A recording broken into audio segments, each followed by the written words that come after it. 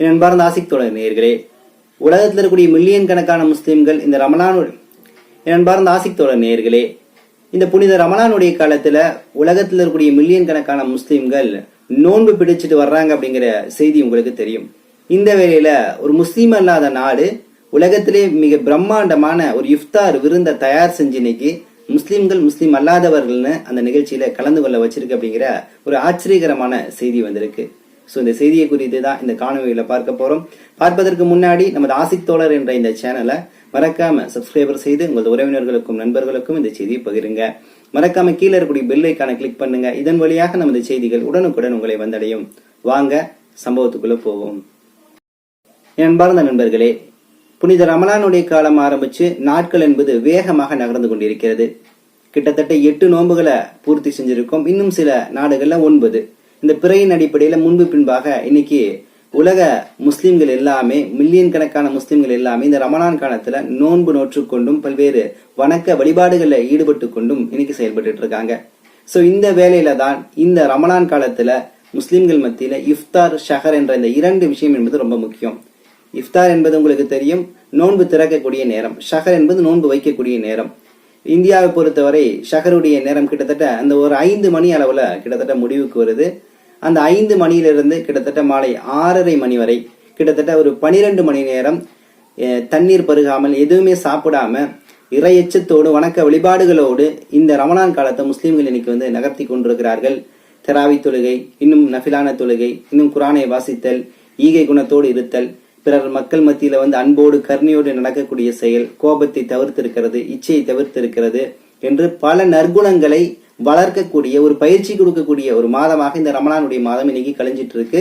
அப்படி கழிக்காத நபர்கள் இனி வரக்கூடிய நாட்கள்லயாச்சு இந்த ரமலான வெறும் நாய்ப்பட்டினி கிடந்த மாதிரி கிடக்காம இந்த ரமலான் என்றும் இந்த நோன்பு நோக்கக்கூடிய நேரம், அதாவது இஃப்தார் மற்றும் சஹர் இடைப்பட்ட இந்த நேரத்தை மிகவும் பயனுள்ள நேரமாக மாற்றிக்கொள்ள வேண்டும். ஒரு பயிற்சிக்கான பட்டறையாக இது காணப்படுது.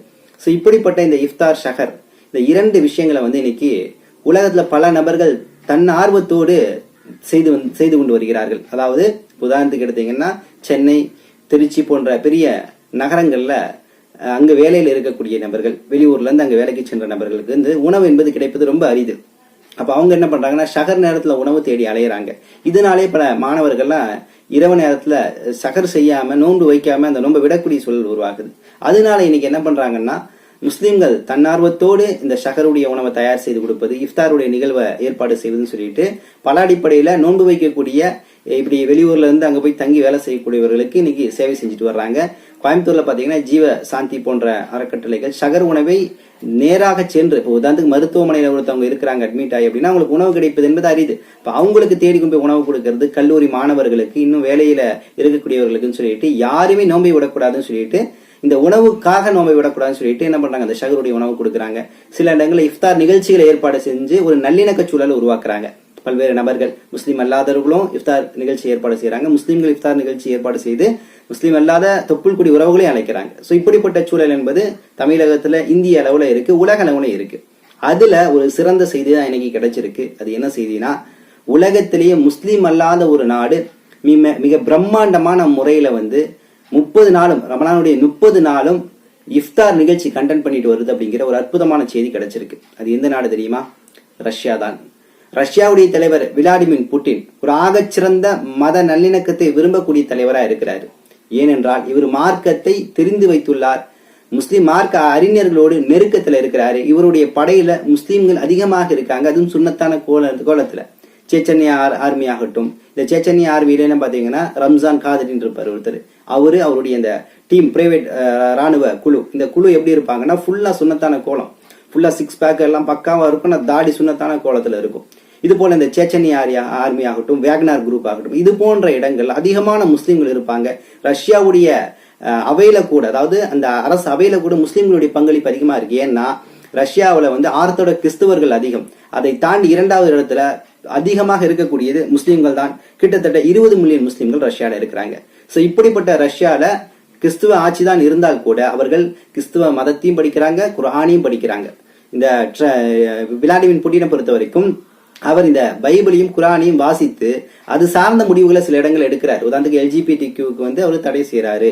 ஒரு சேர்க்கையாளர்களே, எங்கள் பிள்ளைகளை நெருங்காதீர்கள், உலகத்துல ஆண் பெண் என்று சொல்லக்கூடிய 2 இனம் தான் இருக்கு, மிச்சம் இனமே இல்லை அப்படின்னு சொல்லக்கூடிய கருத்துக்களை அவர் எங்கிருந்து எடுத்து வைக்கிறார்னா பொது புத்தியிலிருந்து வைக்கல, அவர் மார்க்க அல்லது அவருடைய கிறிஸ்தவ வேத பின்புலத்தின் அடிப்படையிலிருந்து ட்ரம்ப் புட்டின் அவர்கள் முன்னெடுத்து வைக்கிறார். ட்ரம்ப்னு ஏன் சொன்னேன்னா ட்ரம்ப்பும் எல்ஜிபிடிக்குவை எதிர்க்கக்கூடிய நபராக இருந்தார். ஆட்சிக்கு வந்த பின்னாடி அவங்க சில பணிகள் நீக்கக்கூடிய செயலில் ஈடுபட்டார்.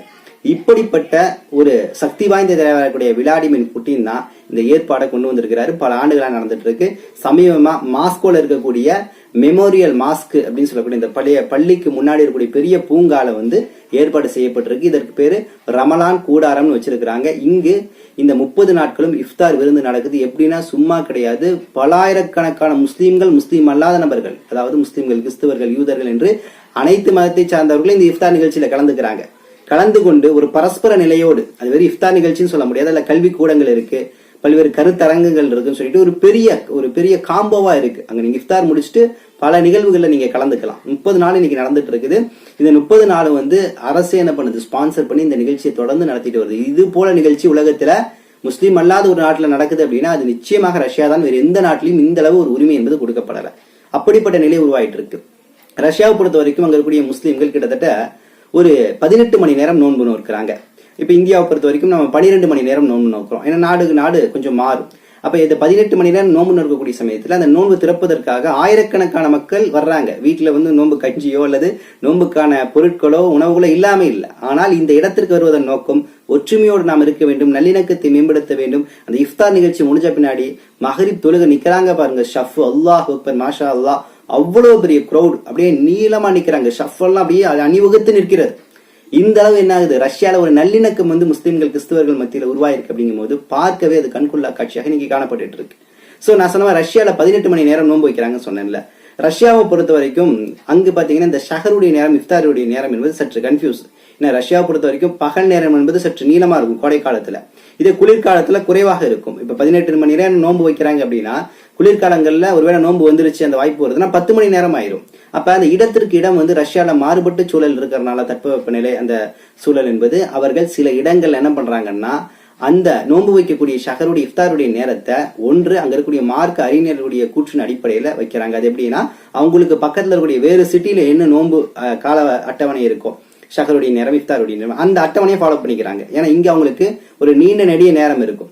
அல்லது அவர்கள் மக்காவுடைய நேரத்தை பின்பற்றி இஃப்தாரையும் ஷஹரையும், அதாவது நோன்பு வைக்கும், நோன்பு விடக்கூடிய அந்த சூரிய உதயம் அஸ்தமம் என்ற அந்த நிலையிலிருந்து அவங்களுடைய நோன்புகள் நோட்டிருக்கிறாங்க. அப்ப இன்னைக்கு ரஷ்யாவில இப்படிப்பட்ட அந்த ஒரு காலச்சூழல் என்பது இருக்கு.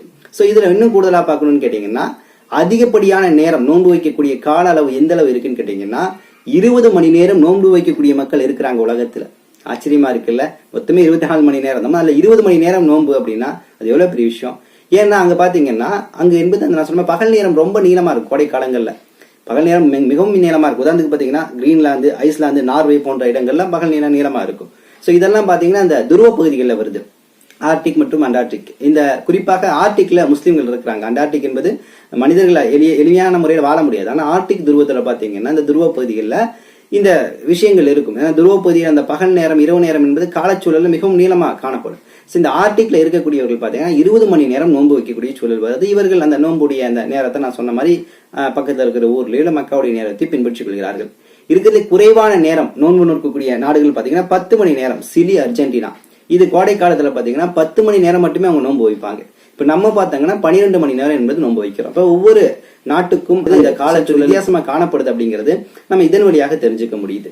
சோ இன்ஷா அல்லாஹ் ரஷ்யாவில் இப்படிப்பட்ட ஒரு நிகழ்வு நடக்குது அப்படிங்கிற விஷயத்த உங்கள்ட்ட சொல்லணும்னு ஆசைப்பட்டேன். நிச்சயமாக அந்த ரஷ்யா மக்களுக்காக, ரஷ்ய தலைவர் விளாடிமிர் புட்டினுக்காக நிச்சயமாக நாம் துவா செய்ய வேண்டும். ஏனென்றால் இன்னைக்கு ஒரு புதிய உலக ஒழுங்கு என்ற ஒரு விஷயத்தை நோக்கி உலகம் நகர்ந்துட்டு இருக்குது. பல்வேறு போர் சூழல்கள் உருவாயிட்டு இருக்கு அப்படின்னா கூட அதுல பிரிக்ஸ்ல ஒரு வலுவான நிலையில ரஷ்யா, ஈரான் போன்ற நாடுகளுடைய இணக்க நிலை என்பது காணப்படுது, சீனாவுடைய இணக்க நிலை என்பது காணப்படுது. அதுல ரஷ்யா ஒரு சிறந்த நிலையில இருந்து தனது நகர்வுகளை ஏற்படுத்தி கொண்டிருக்கிறது அப்படிங்கிற விஷயங்களை நம்மளால பார்க்க முடியுது. நிச்சயமாக இது போன்ற நிகழ்வுகளை நாமும் நம்ம ஊர் அளவு ஏற்படுத்தணும்.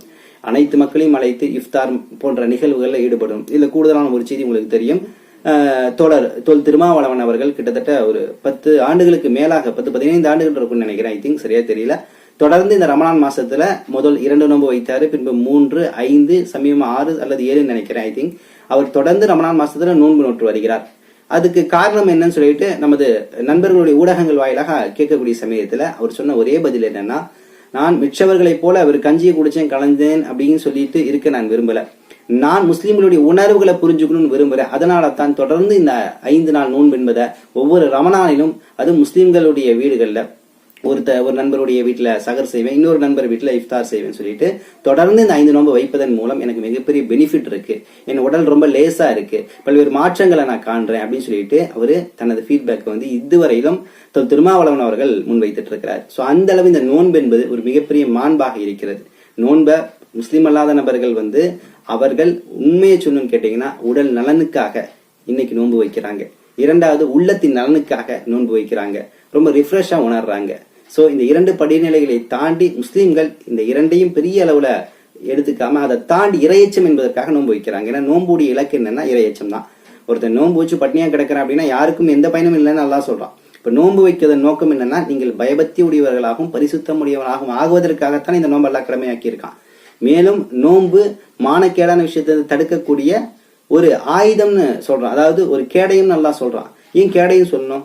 ஒரு போர் நடக்குது, பெரிய தாக்குதல் நடக்குதுன்னா அது எவ்வளவு பெரிய அழிவாக இருந்தாலும் எவ்வளவு பெரிய தாக்குதலாக இருந்தாலும் கேடயத்தை வச்சு நீங்க என்ன பண்ணுவோம், பாதுகாக்க முடியும். அது போல பாவங்களை, மானக்கேடான விஷயங்களை, நாசகரமான விஷயங்களை நம்ம என்ன பண்ணலாம், இந்த நோன்பை வைத்து கேடயமாக வைத்து, இருக்க பிடித்து கேடயமாக வைத்து நம்ம அதுல இருந்து பாதுகாத்துக் கொள்ள வேண்டும்.